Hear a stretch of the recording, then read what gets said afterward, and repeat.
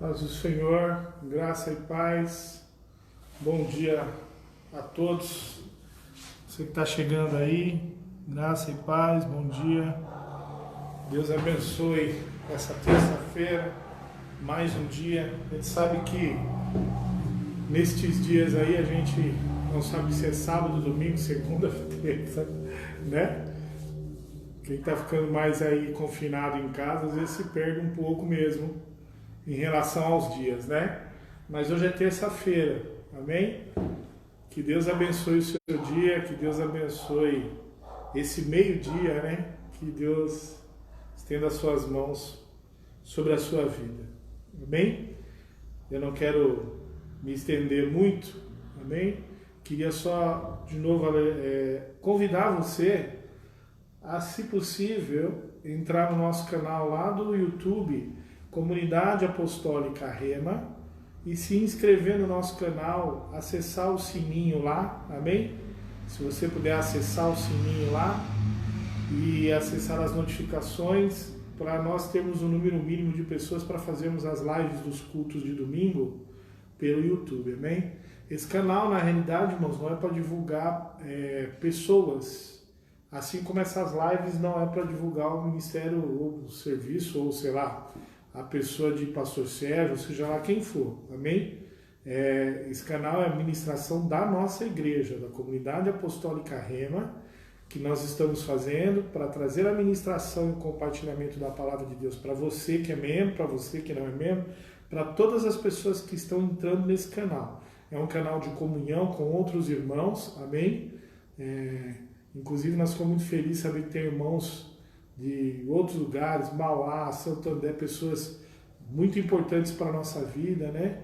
Nós tivemos hoje de manhã, minha esposa, a pastora Cláudia, estava falando com a irmã Luzia, quero deixar até um abraço para ela, né? Então é um trabalho que pessoas de outros locais, de outras cidades estão ouvindo o Evangelho do Senhor. Nosso motivo aqui é exaltar e glorificar o nome de Jesus, mas eu quero agradecer desde já, amém? Os irmãos que têm nos ajudado com assistindo essas lives, compartilhando, né? Vendo essa live. Que Deus abençoe, viu? Deus abençoe pessoas da nossa história de vida, que fazem parte das nossas vidas, são pessoas extremamente importantes, e não só na nossa vida como família, mas acima de tudo na nossa vida como igreja. Pessoas que têm orado para sustentar este ministério, o ministério da Comunidade Apostólica Rema, e nós louvamos a Deus pela vida de todos em nome de Jesus. Sem mais demoras, eu queria convidar você para a gente abrir de novo na palavra de Deus que está no Evangelho segundo escreveu São João. Hoje é a segunda parte, ontem nós falamos um pouco sobre isso, né? No princípio era o verbo, hoje nós estamos falando novamente a respeito desta palavra, e eu queria compartilhar de novo com vocês. Nós não estamos, novamente vou reforçar, estamos deixando aqui Deus agir da maneira como Ele achar melhor, amém, irmãos? Já disse que se o dia que não tiver nada aqui, nós vamos fazer uma oração, dar uns glória, aleluia, e tomar café e tchau, amém? Mas vamos pedir para que o Espírito Santo nos traga sempre o seu alimento. Você encontrou aí Evangelho segundo escreveu São João, no capítulo 1, diz assim a palavra de Deus. No princípio era a palavra, e a palavra estava com Deus, e a palavra era Deus. Talvez na sua versão esteja escrito o verbo, é a mesma condição, tá? Então, diz assim, no princípio era a palavra estava com Deus, e a palavra era Deus. Ele estava no princípio com Deus. Todas as coisas foram feitas por ele, e sem ele nada do que foi feito se fez. Nele estava a vida, e a vida era a luz dos homens, e a luz brilha nas trevas, e as trevas não o compreenderam. Amém? Então, só para a gente, vou ler até o versículo 4 aqui, né? Que depois nós vamos ver até onde o Senhor vai estar nos levando. Mas o mais importante aqui é entendermos, né, o que nós estamos falando a respeito do princípio do verbo. Amém? Desculpa aí que eu estou sozinho aqui, às vezes isso acontece. Cai umas ligações aí, né? A gente faz no celular. Então, no princípio era a palavra, né? E a gente falou ontem da plenitude do que Jesus Cristo é em relação a João. Ontem nós falamos um pouco do entendimento de que João estava escrevendo a respeito da palavra de Deus. Amém? Do que ele estava trazendo como a palavra de Deus. Então, é importante nós entendermos, acima de tudo, o que João estava dizendo. Para você ter uma ideia, vou parar aqui rapidinho para a gente entender um pouco. João, a Bíblia tem 4 evangelhos escritos por quatro servos do Senhor. Mateus, Marcos, Lucas e João, 3 apóstolos, discípulos de Jesus, um não, que era discípulo de Paulo, que é Lucas. 3 evangelhos são sinóticos. O que é sinótico? Sinótico significa que esses 3 evangelhos eram muito comuns. Eles trazem as mesmas referências históricas, a mesma condição, são muito parecidos, são semelhantes no contexto de fatos, história e sentido. Mesmo que haja diferença no objetivo, Mateus, Marcos e Lucas são evangelhos sinóticos. João não tem nada a ver com esses evangelhos sinóticos. João é o único dos 4 evangelhos, escrito com a autoridade de um dos discípulos mais próximos de Jesus. Isso é importante nós entendermos, que João tem um peso porque ele é levado ao conhecimento e é escrito por um dos discípulos mais próximos de Jesus, que tem não só a proximidade, mas as experiências mais próximas de Jesus. Mas só que João não vai usar os mesmos sentidos de tentar trazer ao conhecimento as mesmas histórias ou os mesmos relatos que Mateus, Marcos e Lucas estavam escrevendo. João tem um sentido próprio e ele não vai começar nem explicando de onde Jesus vem. Enquanto Mateus, Marcos e Lucas vai tentar mostrar Jesus vindo da descendência de Davi, como nós dissemos ontem, João está dizendo que Jesus vem de Deus. Ele é o próprio Deus. Então João vai trazer o poder e a autoridade de Jesus como Filho de Deus, a autoridade divina de Jesus. Se nós parássemos para falar aqui um pouco sobre como o Espírito Santo inspira João para escrever esse evangelho, você vai entender que existe uma intimidade profunda na revelação de João e ele traz essa realidade.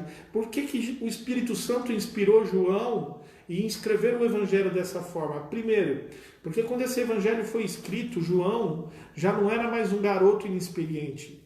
A história vai trazer que esse evangelho é escrito na década de 80 depois de Cristo, ou seja, de 70 a 80, João já era um ancião, que estava indo para a sua maturidade ou no final da sua vida, e João já tinha uma condição, e quando João estava escrevendo, e a tradição diz que essa carta é escrita especificamente na cidade de Éfeso, ou seja, João está escrevendo para gentios, é um evangelho, ele é um evangelho, ou é uma carta escrita dos evangelhos, ou é uma boa nova que a gente fala, né? É uma história de notícias sobre Jesus, que não é feita na referência para trazer conhecimento simplesmente para a igreja ou para os judeus, mas acima de tudo foi escrito com a inspiração de levar a presença de Jesus ou conhecimento de Jesus para as pessoas que não conheciam. Só que a gente precisaria levar em conta que João está escrevendo no meio de gregos, e ele está escrevendo para gentios que, na sua grande maioria, quem estaria pegando essa carta eram gregos. E assim como Paulo usa de estratégias específicas para falar de Jesus para os gregos, João também está usando a mesma coisa. Então, se você for parar para pensar, o grego era um homem preso em palavras, em letras, em códigos, em conhecimentos. E João vai usar essa expressão ao começar a escrever esse evangelho para que os éfesos ou os gregos ou aqueles gentios que iriam ler pudessem conhecer Jesus não como filho de Davi, porque João não estava interessado aqui em mostrar e provar para aquelas pessoas que Jesus era rei de Judá, ou rei de Israel, e que ele tinha autoridade, porque o judeu precisava acreditar no Messias para acreditar em Jesus como Deus, mas o grego não entendia isso. O que o grego entendia? O grego entendia a palavra. O grego entende, os gentios daquela época iriam entender qual era a autoridade que a palavra tinha, porque tudo na visão grega, tanto dentro da sua própria mitologia, teologia, dentro daquilo que eles criam, toda a expressão estava através do processo de sabedoria, através do processo da essência da sabedoria. E aí João vai pegar essa primeira expressão e vai dizer, escuta, eu quero mostrar para vocês que a essência de tudo, do que eu estou mostrando para vocês a respeito de Jesus, é que ele é o princípio de todas as coisas. O princípio daquilo que vocês conhecem a letra, vocês conhecem o código, vocês querem conhecer a razão, mas eu quero mostrar para você, e eu quero falar a respeito de alguém para vocês, que está acima de todas as coisas, inclusive da própria essência da palavra. É por isso que quando ele começa no Evangelho de João, ele vai dizer assim, no princípio era Logos. Então ele não vai usar uma palavra chamada rema, essa palavra aqui é Logos. Ele vai usar exatamente essa expressão dizendo assim, no princípio era a palavra. Então quando você vai expressar isso para o grego, ele vai dizer, nossa, é a palavra. E aí ele vai tentar mostrar, ou ele vai tentar fazer com que essa palavra tenha uma referência. E o Espírito Santo vai encaixar essa palavra no princípio de tudo. Então o Espírito Santo vai revelar a João da seguinte forma, olha, escreva aí, falando sobre Jesus, porque nós não podemos esquecer que o Espírito Santo não vem testificar de outra pessoa a não ser de Jesus. Amém, irmãos? Uma das referências que nós como cristãos precisamos entender na nossa vida e guardarmos é, se a voz do Espírito é a voz do Espírito de Deus, se o Espírito de Deus está falando com você, através da Bíblia, através do seu coração, ou usando a boca de alguém, de um vaso, de um profeta, de um pastor, de alguém como um vaso de Deus, ele vai trazer a revelação da pessoa de Jesus e não da pessoa de si mesmo. O Espírito Santo de Deus não testifica de outra pessoa a não ser de Jesus. Os dons do Espírito Santo são usados para revelar Jesus. Se me desculpe a minha chatice, de novo, eu sou muito ranzinza com certas coisas. Eu tenho visto, a gente agora fica em casa e às vezes fica preparando para fazer as coisas, e eu tenho visto um grupo que toda hora aparece no Facebook, mas são várias pessoas, cada hora aparece um, é um grupo fechado, que cada hora aparece um com muita oração, muita revelação, e coloca o nome, Deus está me mostrando o teu nome aqui, fulana de tal, Deus está me mostrando o teu nome, não sei quem, Deus está me mostrando o teu nome, não sei da onde, e aí você, aquele monte de revelação, e você fica olhando aquilo, e em momento nenhum você vê o nome de Jesus ser apresentado, em momento nenhum você vê o nome de Jesus ser apresentado como Senhor daquela pessoa, daquela vida. Você só vê apenas uma condição de revelação a respeito de essência, futuro, nome, problema. É a mesma coisa, irmão. Então deixa eu dizer uma coisa para você. Esses tipos de coisas, se isso alimenta o teu espírito, tem alguma coisa errada comigo e com você. Porque o Espírito Santo, o nosso espírito só é alimentado com as coisas do Espírito de Deus. Escute, eu vou dizer novamente, nós falamos no estudo anterior, dizendo que o Espírito de Deus, sacrifício vivo, está ligado ao Espírito Santo. E o Espírito Santo de Deus revela no meu espírito que eu sou filho de Deus. Mas o Espírito Santo de Deus fala para mim as coisas do Espírito, dele, revelando a Jesus como meu Senhor. Então tem alguma coisa errada quando toda a minha experiência espiritual com Deus, quando todas as minhas experiências espirituais com Deus estão presas única e exclusivamente em apenas saber presente, passado e futuro, se o meu cachorro vai morrer, se o meu casamento vai ficar bem, se os meus problemas vão ser resolvidos, tem alguma coisa errada.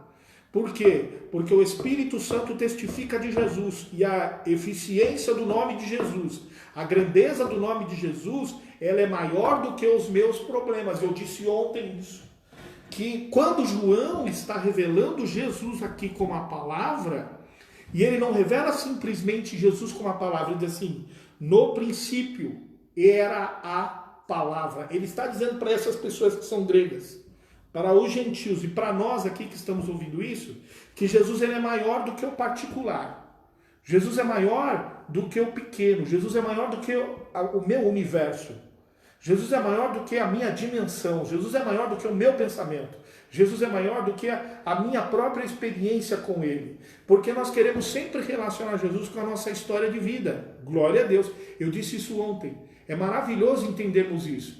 Jesus ele tem uma relação profunda com a minha história de vida. Agora eu preciso entender que eu fui salvo não para Jesus viver a minha história. E eu fui salvo com o propósito de viver a história que Jesus tem para mim. E não é só em relação à minha vida, é em relação ao desejo de Jesus para a minha vida. Jesus não me encontrou no caminho, amém? Jesus não me encontrou no caminho para mostrar para mim apenas as coisas que Ele tem para mim. Jesus me encontrou no caminho, me curou, me libertou para que Ele me mostrasse a grandeza e a glória do reino de Deus. Porque quando Jesus veio à Terra, a primeira expressão que Ele vai usar é exatamente essa. Ele vai dizer assim, eu vim aqui para pregar o reino de Deus e a sua vontade. E quando Ele vai nos ensinar a fazer uma oração, Ele vai dizer assim, no princípio da oração, diz assim, Pai nosso que estais no céu, santificado seja o vosso nome, venha a nós a vossa vontade. Então, o reino de Deus é estabelecido não pela minha vontade e não pela minha experiência com Jesus. E sim, acima de tudo, o reino de Deus vem com a experiência de Deus. Não é experiência. Como é que eu posso corrigir isso? Não tem nada a ver a vontade minha em relação a Deus, mas a vontade de Deus em relação à minha vida. E é por isso que João vai chegar para os gregos e vai dizer assim, quando ele vai escrever esse evangelho, ele vai falar, no princípio ele era tudo, ele era a palavra, ele era a plenitude. Vocês querem se relacionar com Jesus, então vocês precisam entender com quem vocês estão se relacionando. Jesus não é só um pastor de ovelhas. Jesus não é só o curador das nossas doenças, como eu disse ontem. Jesus não é só um resolucionador ou resolvedor de problemas. Jesus não é somente o médico dos médicos. Jesus é tudo em todas as coisas e em tudo. E aí João vai dizer assim, no princípio ele era a palavra. E a palavra estava com Deus. E a palavra era Deus. E aí ele está dizendo, vocês entendem quem é a palavra? Que o verbo, Jesus, ele estava antes de qualquer propósito. Ele estava com todo o propósito. E nele, e por ele, estava todo o propósito. Então, quando eu vou entender Jesus, neste relacionamento, eu preciso ter a minha intimidade e a minha particularidade com o Senhor.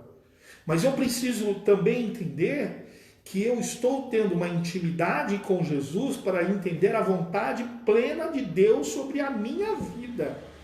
E a vontade de Deus sobre a minha vida é uma vontade do que a minha própria vida. E não relacionada à minha vida.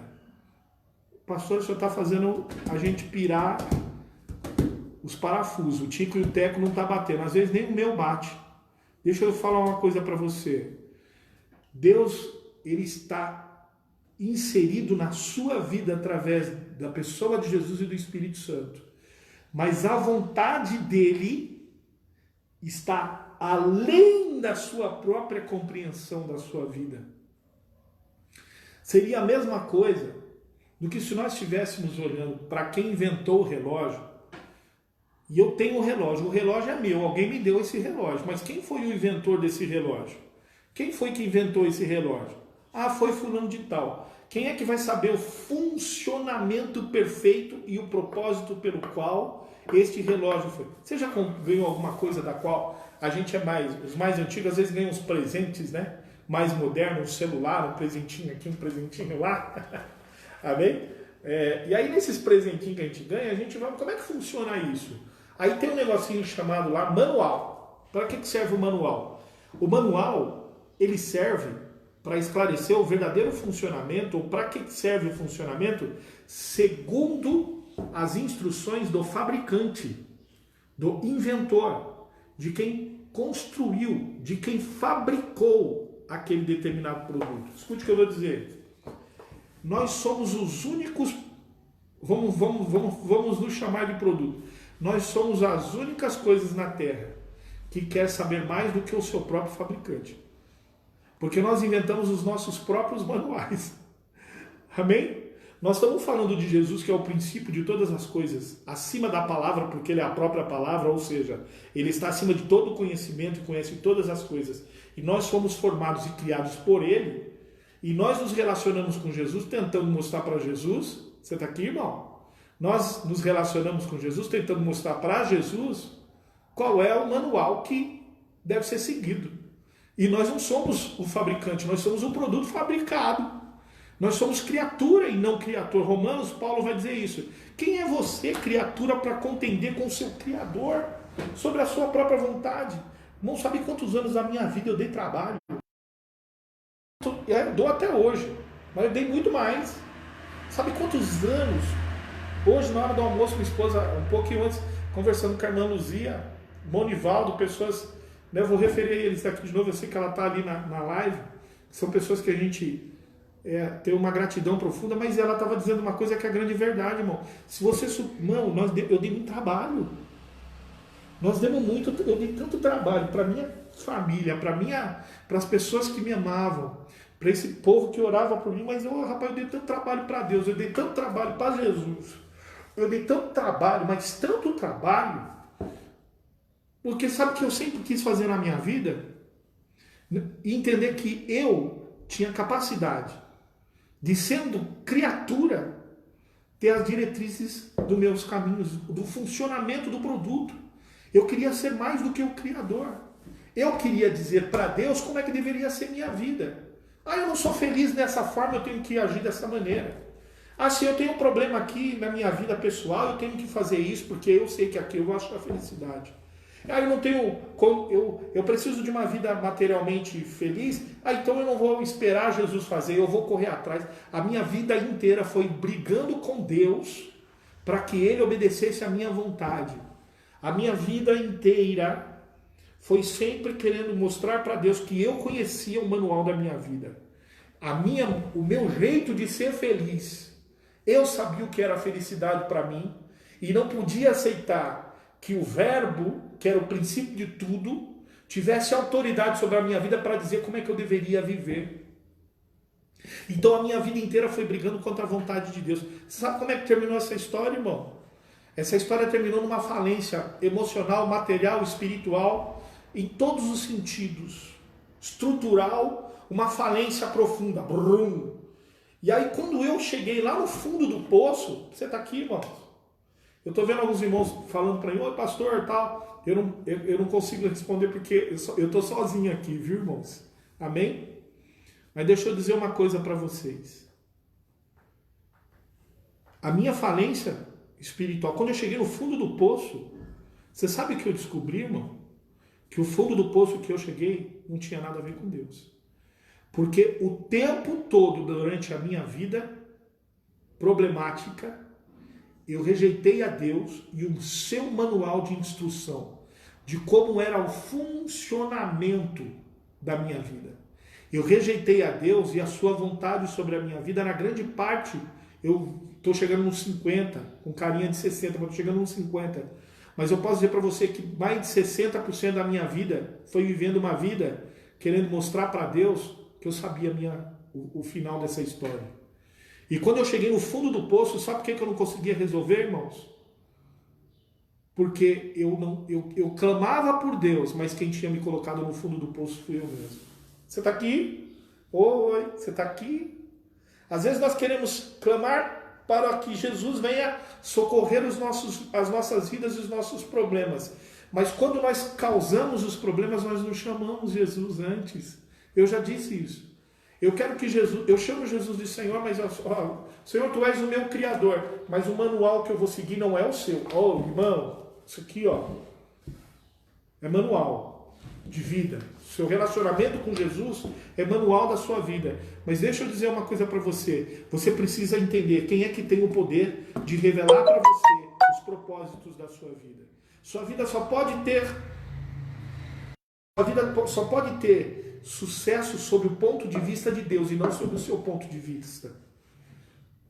Você tem sonhos? Glória a Deus. Uma parte dos sonhos que você tem foi o próprio Deus que plantou dentro de você. Você tem objetivos? Glória a Deus. Uma maior parte dos objetivos que você tem na sua vida é o próprio Jesus quem colocou no seu coração. Agora eu preciso dizer uma coisa para você.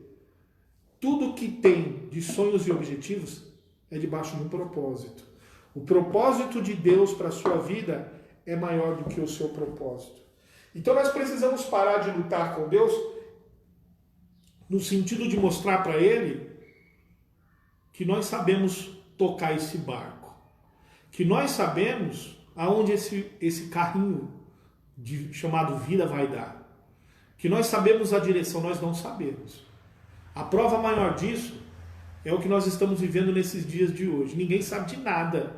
Ninguém sabe responder quase nada. Está todo mundo perdido. Mas Deus sabe de todas as coisas. E aí quando João vai falar sobre...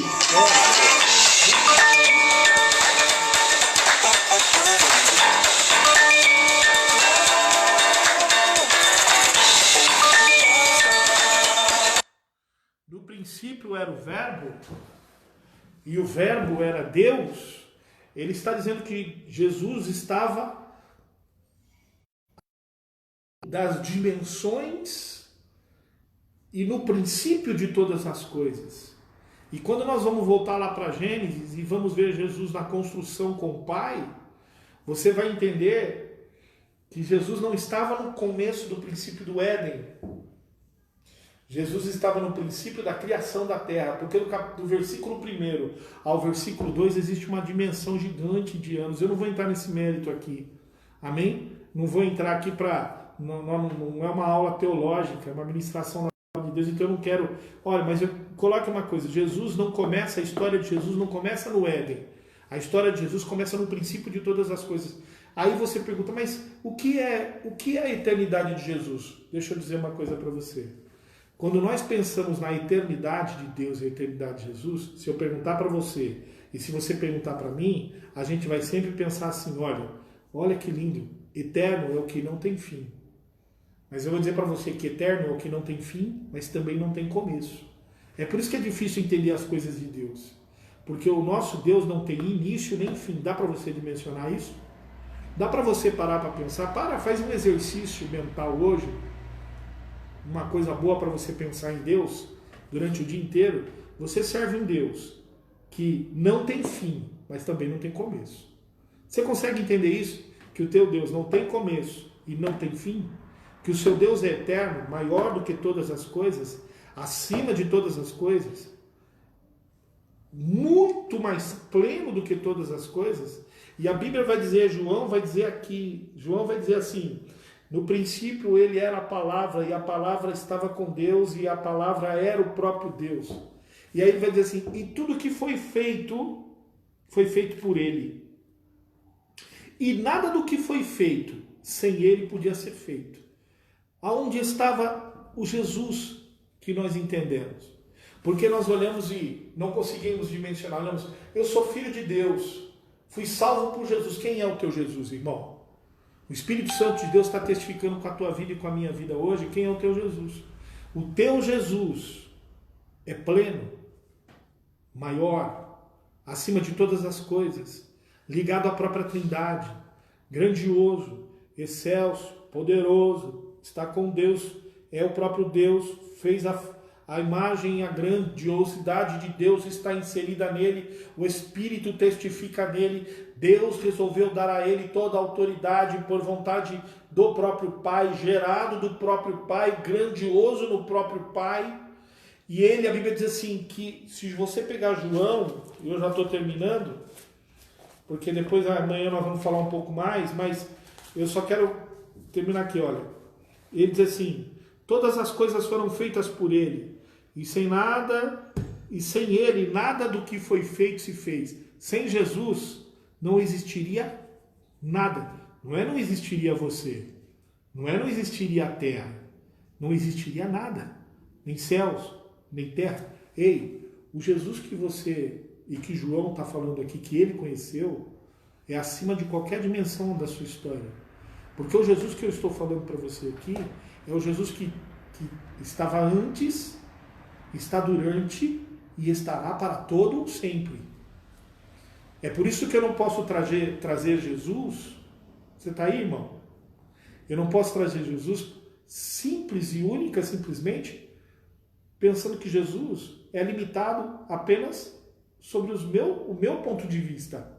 Jesus está acima de todas estas coisas. Jesus está além de todas essas coisas. Porque quando você vai olhar para ele, vai dizer assim, todas as coisas, escute o que eu vou dizer, tudo, irmão, céus, terra, todas as coisas. Pastor, o senhor está falando então que o plano da salvação é só um pedacinho do que Jesus é? Ei, escute, eu vou dizer uma coisa para você. Jesus está além de todas essas coisas. E o plano da salvação é a maior prova do amor de Deus através de Jesus. É o auge, o apogeu da essência de Deus está no plano da salvação. O plano da salvação não é maior nem menor do que Jesus. É a mostra de quem é Jesus. É a mostra de quem é Deus. Porque Deus mandou o seu Filho unigênito para que todo aquele que nele crê não morresse, mas tenha a vida eterna. O maior mandou o seu menor para todo aquele que fechasse com ele não morresse. Amém, irmãos? Deixa eu dizer uma coisa para você. Esse é o nosso Deus. Esse é o nosso Jesus. Ele está além dessas coisas, mas o plano da salvação é o centro do que vai mostrar a essência do que ele é. E aí a Bíblia vai dizer assim, João vai dizer ainda assim, diz assim, olha, nele estava a vida. Isso é uma das coisas mais profundas, se a gente fosse parar para pensar.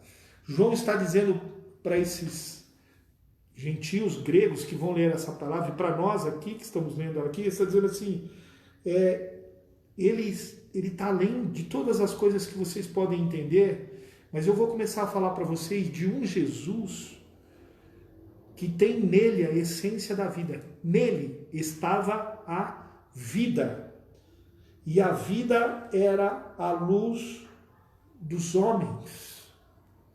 Escute, se você for parar para pensar, quem sabe você não pode fazer esse exercício introspectivo dentro de você hoje e deixar o Espírito Santo falar com você e revelar ao seu coração esta palavra que está dizendo assim, olha, nele estava a vida. Jesus, ele é a própria palavra. Jesus, ele está acima de todas as coisas. Ele é o início de todas as coisas. Ele diz, eu sou o alfa e o ômega. E ele vai dizer assim, ele é a origem de todas as coisas. E nele estava a vida. Escute, imagine você sem Jesus. Imagine você sem Jesus. Quando nós queremos tomar posse de Jesus, nós precisamos identificar quem é Jesus. Amém? Porque tem gente querendo tomar posse de Jesus. O meu Jesus é quem vai me levar para o céu. O seu Jesus não é verdadeiro. O Jesus que eu creio de acordo com a placa da minha igreja, do meio que eu jeito, da maneira que eu sirvo, do jeito que eu acredito, esse é o meu Jesus. Mas o seu Jesus, não. O seu Jesus é diferente. Porque o meu Jesus é verdadeiro. O meu Jesus falou para mim não cortar o cabelo, não usar isso, não fazer aquilo. Meu Jesus falou para mim não fazer aquilo. Então o meu Jesus é verdadeiro. O seu Jesus não. O seu Jesus, né? Você canta, você dança quando canta, você canta indo da harpa, eu canto. Você está entendendo o que eu estou dizendo, irmãos? Todo mundo agora quer ser dono de Jesus, mas ninguém quer pertencer a Jesus. Todo mundo quer ser dono de Jesus. De novo nós estamos mudando uma inversão. De novo nós estamos dizendo para o Criador que a criatura é maior que ele. De novo nós estamos tomando posse e senhorio de quem nós não podemos tomar. Nós queremos ser dono do dono da vida. E escute o que eu vou dizer. Toda vida que é gerada. Escute. João diz assim, nele estava a vida. E a vida era a luz dos homens. Sabe o que João está dizendo? É que toda a vida gerada na terra é por causa de Jesus. A vida do africano, do maometano, a vida do brasileiro, do japonês, do asiático, do antes dele, a vida do chinês, a vida de quem nasceu, do índio que nasceu aqui que não conhecia Jesus, toda a vida gerada neste universo animal, toda a vida da planta, toda a vida da bactéria, toda a vida, escute toda a vida de qualquer condição, de qualquer coisa que existir na face da terra, toda a vida, tudo aquilo que tem vida é porque Jesus existe antes da própria. Escute o que eu vou dizer. Jesus é a essência da vida. Por isso que Deus fala assim: tu és meu filho, hoje te gerei. Ele é a própria essência da vida. Se você olhar para Gênesis no capítulo 1, você vai ver lá Deus falando através das escritas de Moisés, logo no primeiro ele diz assim, no princípio criou Deus os céus e a terra, ou diz, em princípio. Quando Deus criou os céus e a terra, ele diz assim, aí o segundo versículo diz, e a terra era sem forma e vazia. Vou fazer uma pergunta para você, meu irmão. Cria aí alguma coisa sem forma e vazia. O que é criar alguma coisa sem forma e vazia? Você já parou para pensar nisso? Tenta fazer aquilo que não tem forma e aquilo que é vazio. Aquilo que não tem forma e é vazio, existe? Isso aqui tem forma. Isso tem forma. E aqui tem uma essência. Se você for procurar cientificamente, aqui tem plástico, as essências químicas, o ar que eu respiro, ele pode não ter forma, eu não posso tocá-lo, mas ele não é vazio. Ele tem uma forma. Ele é oxigênio, O2, ele é gás carbônico. Você está entendendo o que eu estou dizendo, irmão? Tudo, até as coisas que você não consegue ver ou tocar, ele não pode ser vazio. Agora, parece uma loucura que Deus está dizendo aqui. Criou Deus os céus e a terra era sem forma e vazia. Como é que Deus cria alguma coisa que não existe? Porque se era sem forma e vazia, era algo que não tinha capacidade de existência, ou que aos olhos naturais não tinham estruturas de existência. Então Deus criou alguma coisa sem forma e vazia. Você já parou para pensar nisso? O que eu estou dizendo para você é que esse versículo 2 não tem nada na mesma visão que nós imaginamos humana. O que está se dizendo aqui é que Deus criou os céus e a terra. E a terra se transformou por algum evento. Por mais discussão teológica que existe, por algum evento a terra virou nada, sem forma e vazia.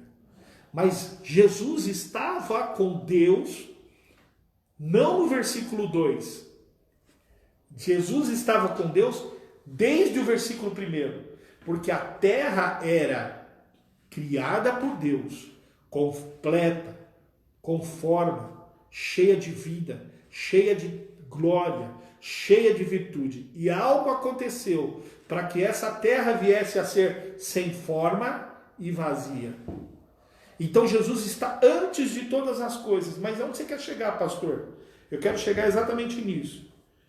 Que quando Jesus diz assim, ele diz assim, olha, e a terra era sem forma e vazia, e havia trevas sobre a face daquilo que era sem forma e vazia. E o Espírito de Deus, escute o que eu vou dizer agora, o Espírito de Deus se movia sobre a face das águas. Escute o que eu vou dizer. Água não faz parte da segunda criação. Porque se o Espírito de Deus havia sobre a face das águas, as águas existiam na onde estava o abismo. Amém? E se a água é vida, isso quer dizer que houve vida antes de Deus dizer, haja luz. Você já parou para pensar nisso? Que houve vida antes de Deus dizer, haja luz. Mas, pastor, você quer entrar nisso? Eu não quero entrar em nada. Não quero explicar nada para você. Eu só quero dizer para você que Jesus é a vida antes de todas as coisas. Na primeira fundação da terra, até o segundo versículo, Jesus estava ali. Só que aí que está.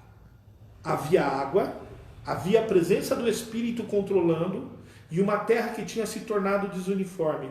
Agora Deus vai manifestar uma nova condição. Escute.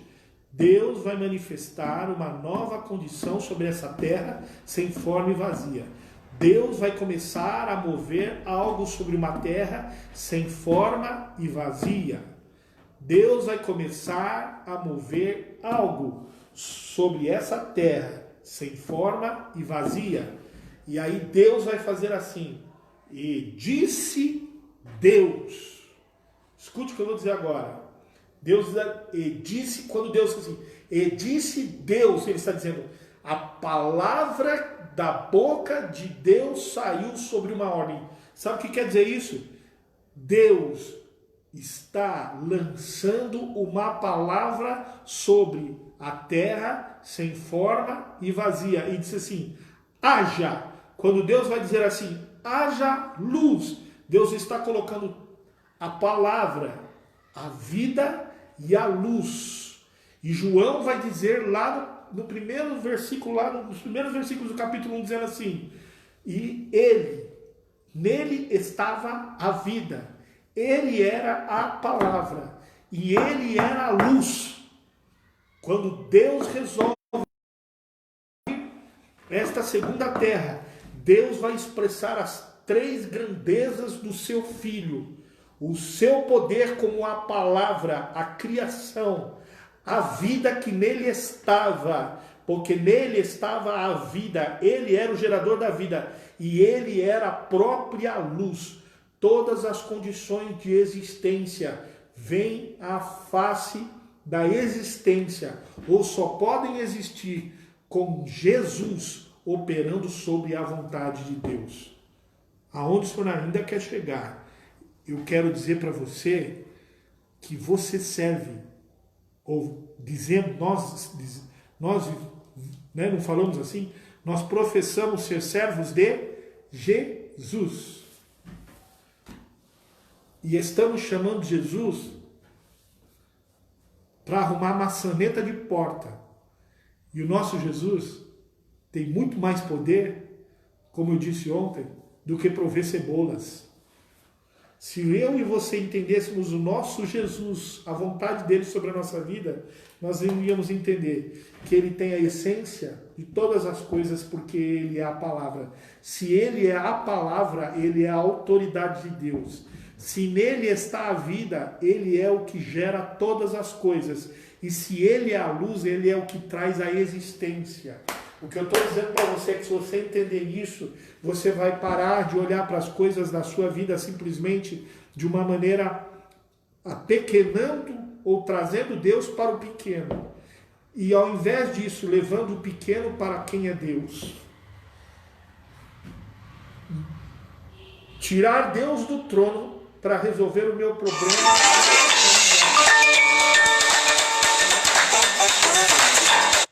Para resolver o meu problema familiar, ou levar a minha família para a plenitude do trono de Deus.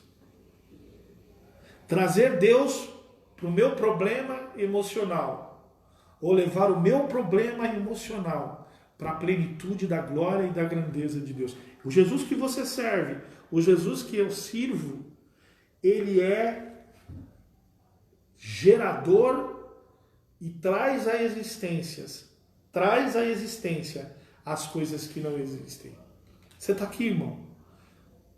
A palavra, o verbo que você serve, o Jesus que João está apresentando aqui, tem a autoridade de gerar através da palavra, trazer vida através da sua própria existência, Jesus através da palavra, e trazer a existência como o Senhor da vida, para a minha e para a sua vida, de uma maneira que você e eu não conseguimos nem imaginar.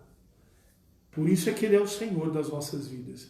Se nós começarmos a entender o Jesus a quem nós servimos, nós vamos parar de nos preocupar com algumas coisas que são mínimas, para entender toda a sua grandeza. É por isso que ele diz assim, para mim e para você, buscai primeiro o reino de Deus, porque nele está a sua grandeza da existência. Ei, eu e você não conseguimos trazer nada à existência. Eu, por muitas vezes, que trazer coisas à existência, só trouxe problema. A única coisa que nós conseguimos fazer fácil é problema. Mas o Jesus a quem nós servimos, que nós muitas vezes imaginamos que é só o Jesus que nós cantamos na igreja, que é só o Jesus que nós trazemos pendurado num crucifixo, que é só o Jesus que muita gente tem pendurado. E nós, me desculpe com toda a franqueza, eu não tenho nada a ver com irmãos. Tem coisa que o Espírito Santo manda eu falar e eu não mando recado. Algumas pessoas me perguntam, pastor, por que é pecado adorar Maria, mãe de Jesus? Porque você vai trazer Jesus, escute o que eu vou dizer. Eu respeito a sua fé, meu irmão católico. Eu respeito a sua fé. E quem diz quem vai para o céu não sou eu. Amém? Eu não estou dizendo que você vai para o céu ou que você não vai para o céu. Porque eu posso não ir para o céu, mas eu sou obrigado a dizer para você essa grande verdade. Nós também respeitamos Maria. Maria é a mãe de Jesus. Santa serva do Senhor. Servia a Deus como Paulo, como João, como o próprio Jesus disse. Mas se eu entender quem é Jesus, que ele estava no princípio de todas as coisas. O grande problema é que o Evangelho tem se acovardado para falar essas coisas e tem medo de falar isso. Mas aqui ainda nós pregamos o Evangelho da verdade. Escute, o que eu não posso fazer quando eu faço isso, irmão, de todo o coração, eu vou dizer o grande problema. É pegar Jesus e colocar Jesus elencado com o ventre. E Jesus está acima do ventre, porque ele não está simplesmente quando ele é gerado pelo ventre de Maria. Ele é além, antes, maior do que todas as coisas. Ele é o próprio Deus. Então, quando eu atrelo um humano, seja Maria, seja José, seja João, seja Tiago, seja Pedro, seja Bartolomeu, seja Francisco de Assis, seja Dulce, seja quem for, pastor Sérgio, bispo não sei da quanta, apóstolo não sei dos quantos, Rosinha ungida, seja lá o que for, quando eu coloco alguns intermediários diante do Pai e coloco Jesus atrelado à pequenez da humanidade, e não entendo que ele é acima de todas as coisas e que o seu nome está acima de todas as coisas, é nesse ponto é que nós erramos. Porque o meu Jesus, ele não pode se limitar ao ventre de Maria. Meu Jesus não se limita à descendência de Davi. O meu Jesus não se limita a ser filho de Abraão. O meu Jesus não se limita a ser judeu de Nazaré. O meu Jesus tem um nome que está acima de todos os nomes. O seu Jesus, ele é acima de todas essas coisas, porque a Bíblia diz com João que ele é o próprio Deus. Não há limites para a operação da sua força, do seu poder e da sua capacidade. Então não chame Jesus para os seus problemas, mas coloque a sua vida diante do reino de Deus, e você vai entender que quando você entrar debaixo da autoridade do reino de Deus, você vai entender que a palavra tem poder e vida. E quando a palavra tem poder e vida, ela deixa de ser uma simples palavra para gerar e trazer à existência as coisas que Deus tem para a sua história na terra, para a sua vida na terra, para o seu propósito na terra. Amém? Amanhã, que o Espírito Santo nos traga mais da sua própria palavra. Nós jamais vamos colocar coisas aqui para ofender religião, fé ou profissão de fé. Mas nós vamos continuar falando o que a palavra de Deus diz. E através do conhecimento da palavra de Deus, nós vamos entender que Jesus é maior do que todas as coisas, maior do que eu, maior do que qualquer placa de igreja, maior do que qualquer vontade, maior do que qualquer problema, maior do que qualquer existência. Jesus é maior do que todas as coisas. E quando eu começar a entender que Jesus é tudo isso, eu vou entender o que Jesus é para mim. Amém? Amanhã você quer saber o que esse Jesus gigantesco significa para mim, para você? Amanhã nós vamos falar que esse Criador, que é a própria palavra, qual é a autoridade que ele tem para se relacionar comigo. Eu garanto para você, se nós entendermos o que Jesus está fazendo, ou o que ele está querendo falar conosco aqui, nós vamos sair mais apaixonados pelo Rei dos Reis e Senhor dos Senhores. Amém? Que Deus possa te abençoar. Feche os teus olhos. Eu quero orar com você. Deus eterno, Pai, eu quero orar com os meus irmãos que estão assistindo, ó Pai querido Senhor, que estão participando desta live.